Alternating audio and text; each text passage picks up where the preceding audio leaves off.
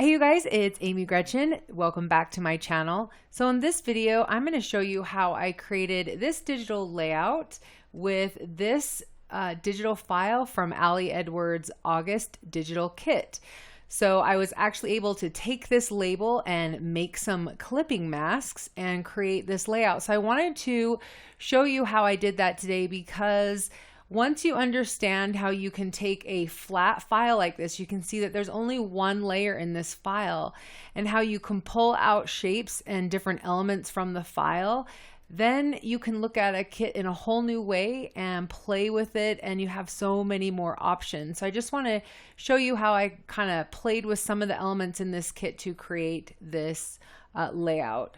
I'm not going to go through the whole thing, but I will show you how I was able to make these shapes here.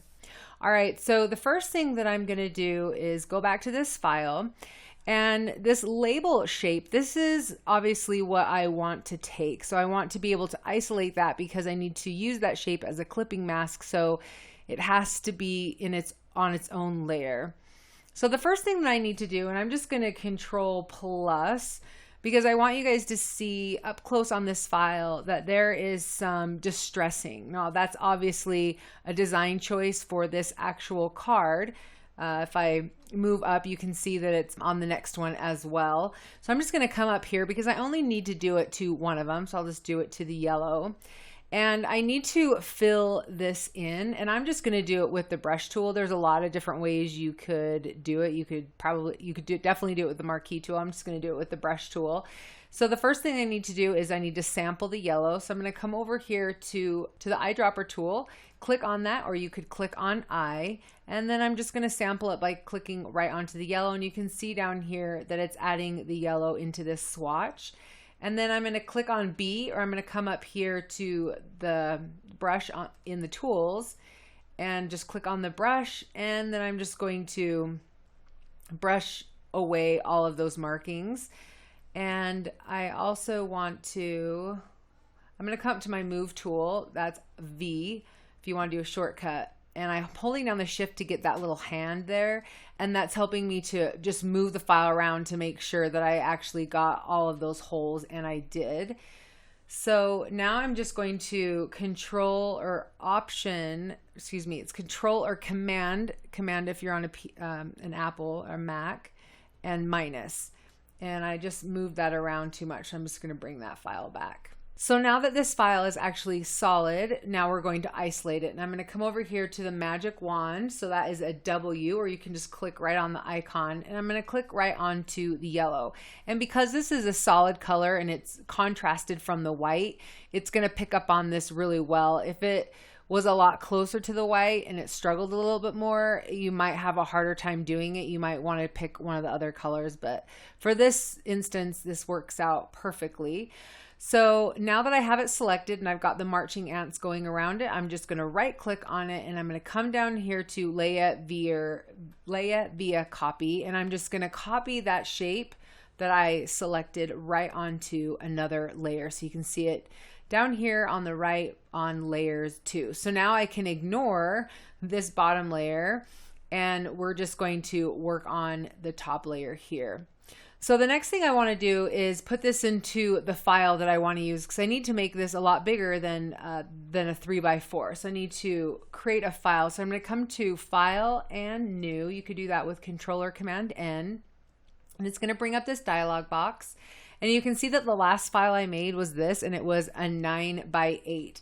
And the reason I did a 9x8, let me just close that here, is because I knew that I wanted to have one side of my layout was going to be a 6x8, and then I was going to cut it at the 6-inch mark, and then I was going to have a 3x8. So I knew that it needed to be 9 inches long and then 8 inches tall. So that is the file that I created. So I'm going to go back to New, or Control or Command N, and I'm going to do the width of 9 and the height of 8 and the resolution at 300, and I'm just going to make it a white background just because that's going to be the color of my paper.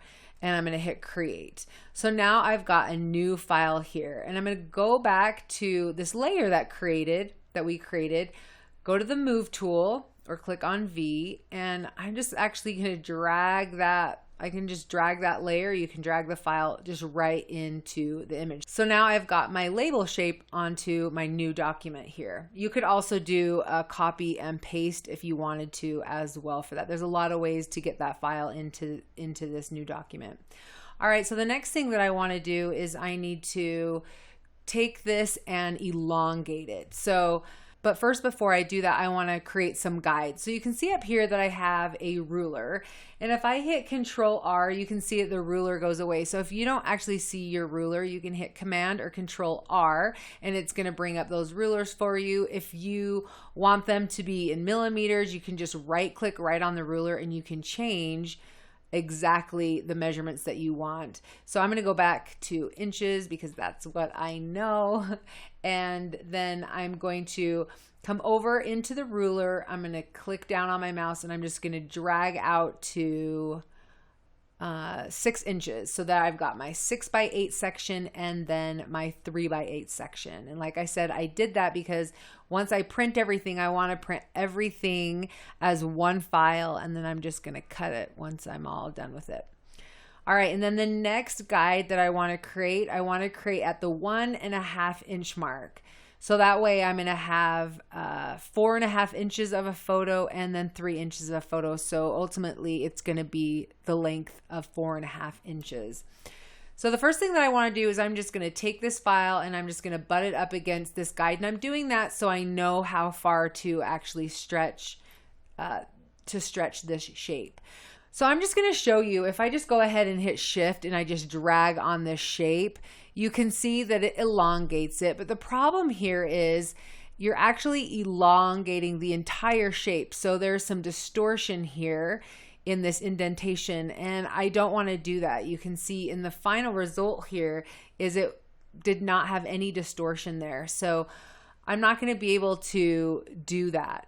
All right, so what you want to do here is go to the marquee tool, and you can do this as close as you want to the indentations, or you could do it farther away. Because this is one solid shape, it doesn't really matter. If this is a photo, and I've done this with photos before, you will like drag on the colors in the image, and so it does make a difference. But because this is a solid color, you're not going to notice at all. So I'm just going to click and drag somewhere in the middle. Like I said, it doesn't really matter. And then I'm going to right click right there in the middle, and then I'm going to come down here to Free Transform. From there, I'm going to hover over this box in the middle, and I'm going to make sure that I click on Shift. And by clicking on Shift, it's not going to make everything bigger. Let me show you what happens if I don't click on Shift. It makes everything bigger, and I don't want to do that. I just want to make it bigger from the center out. I just want to elongate it. So I'm clicking on Shift and I'm going all the way out, and I want to make sure that I'm making sure this indentation, you can see that I'm lengthening these little indentations here, but I'm not touching the shape here. But I want to make sure this little indentation is going all the way on the outside. So this is going to be just a rectangle. And I don't know that I did. I think it comes up a little bit there. So I'm going to try that one more time. Clicking and dragging, clicking in the middle, clicking on Free Transform, holding down my Shift and pulling and just going all the way out so that I've got my rectangle. It doesn't matter how far you go because it's the shape, it's going to be fine. And then I'm going to click Enter. And now when I just click off anywhere in the document, you can see now that I have this perfect rectangle here and then the little indentations on the end. So that's how easy it was to take this shape or isolate this shape from that file and then elongate it and create it into something that now I'm able to create a clipping mask with. So it's super, super easy. So the next thing that I did, and I'll just show you, I just went ahead and I copied it 4 more times because I want 5 of them. So I'm going to hit Alter Option. You can see when I do that, I've got 2 little arrows there. One's black, one's white. It's indicating that I'm going to copy it. So I'm just going to drag 4 times. And it doesn't matter if they are not distributed right, because I'm going to be able just to align that with one button, and I'll show you how I do that in just a second. But in order to do that, I want to make sure that I'm coming down. I want my last layer to be exactly where I want it to be on the bottom, and then I want my top layer. I'm going to hit click on Control or Command, click on the top so that it selects it, and I'm just going to bring it down to where I feel like I want this top shape to be.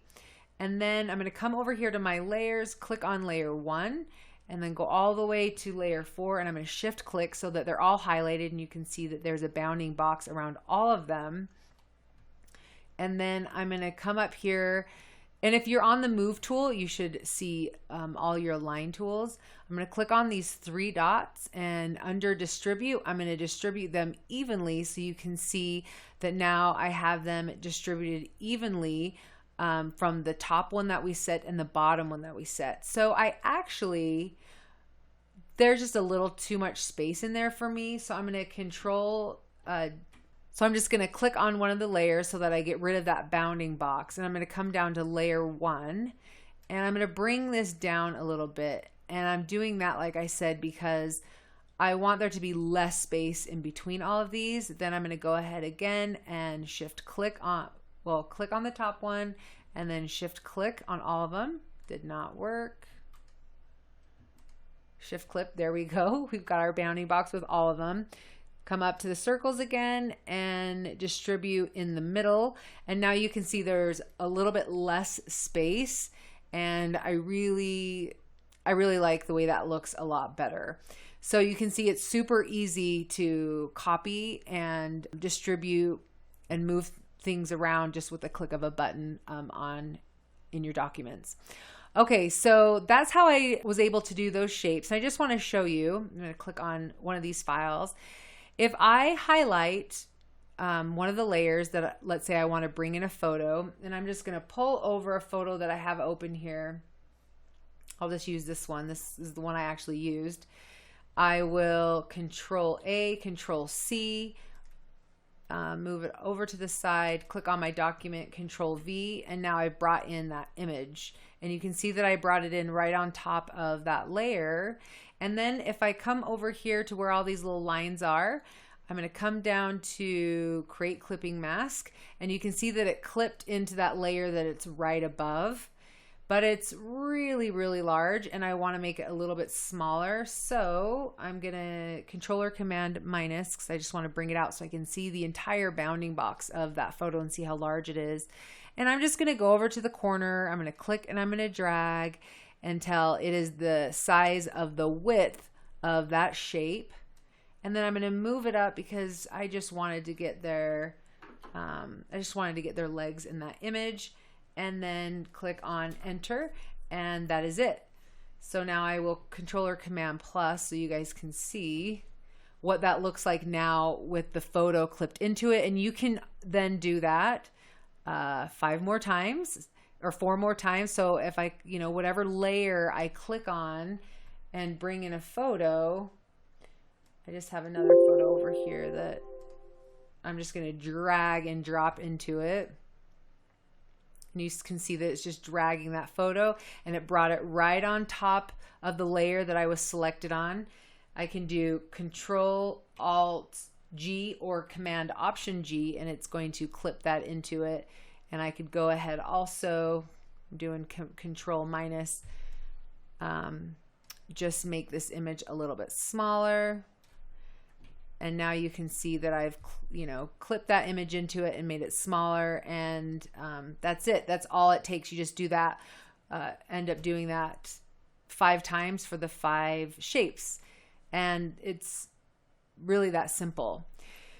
So the last thing that I wanted to show you before we go, because obviously adding text is probably something you guys all know how to do, but I'll explain how I did the printing in just a minute. I want to show you how I manipulated this file. So this was the file that I used for the title. If you remember, I just had it right here above in the 3x8 section. And I wanted to show you how I changed it up because this does not have About August on here. I moved the loving these things and moved it all the way down, and I took out the about August. Again, there's probably several ways that you could do this, but this is just the way that I'm going to show you how I do it because it's easy and quick for me. Okay, before I jump into that, I just want to make mention that normally when I'm moving texts around and they're on a shape like this, what I'll end up doing is I will sample the color of the background of the shape, which is black here. I will go to my brush tool and I will start brushing away the words or the letters that I don't want. And then I will just move the letters that I want to have, or the words that I want to have moved to the place that I want in the shape. Super easy to do. But one thing that I noticed with this file, and it's probably hard to see in the video, is that these letters or these words are punched out of the shape. So they're translucent. So there's no color behind them. So what happens if I go ahead and I fill in this entire shape with black, and then I lasso around these letters or these words and move them, is you're not able to see the words anymore because they're on top of the black color. And what they need to do is they need to be on top of something that is translucent. So instead of adding black to this file, I'm just going to go back to the beginning here, and I'm going to get my erase tool, which is E if you want to do it quickly. And I'm just going to erase a big portion because I know that it's got to be, you know, this big. I'm just going to erase those words away. So that's the first thing that I'm going to do. Then I'm going to come up to my lasso tool, which is L on the keyboard, and I'm just going to lasso around all those words. I'm going to Control X, so I'm just going to Control X, which is going to cut the words out, and then I'm going to Control V, so it's going to paste it onto its own layer here. And then, whoops, sorry, I'm going to Control D to kind of get rid of that mistake. Then I'm going to come up to my move tool again because I just want to move it down to where I think I want the shape, the words on the shape here. And I'm going to let these guides help me to make sure that it is centered. And then I'm going to click on the layer below it so that I can fill this in. So then I'm going to come back to my brush and make sure that I have the color of the background. And I'm going to make this brush a little bit bigger so it'll go faster. And you can do that by clicking on the right bracket. It'll make it bigger, and the left bracket will make it smaller. So it's just a shortcut there. And then I'm just going to color in all these spots. I think I need this a little bit smaller, like that. Now, you can see that I'm not able to see the S here. So in order to do that, I need to make sure that I'm on this same layer, go to my erase tool, and I just need to erase it back. All right, so all I need to do here is go to the move tool. I can just drag it. Whoops. I'm going to delete that. Before I do that, come back to the file. I actually want to merge these together, and I don't want to flatten the image because I still want this to be translucent. I don't want there to be white around here. So I'm just going to merge the visible layers. So I've got the layers here now on one file. And now I'm just going to drag it and drop it right into the file. And you can see how those letters are changing colors as it moves over, like over the photos and then over the yellow. I think that is actually a really cool effect there. And I'm going to make it smaller just so it fits better in the 3x8. And then hit enter. And that's it, you guys. That is how I took this card here and this shape here, and I made it into this layout, how I was able to kind of manipulate that shape so that I could add some photos into it. One thing before I go, I don't want to take too much of your time, but I just want to show you how I printed this out. So one of the things that I was thinking of as I was doing this text is you can see in some of these areas, it's really hard to read the black. And so I would change it to white, and then it would be really hard to see the white on some parts. So I was just really kind of struggling because I think sometimes when the photos are so busy, it's hard to add text to it, especially when it's super small like this. So one of the options I had was I was thinking that I was going to change the opacity of the photos so that the text would show up, and I was just going to do it on this 3x8 portion. But it was a little bit tricky because I wanted to print this photo at the same time, like all of this file at the same time.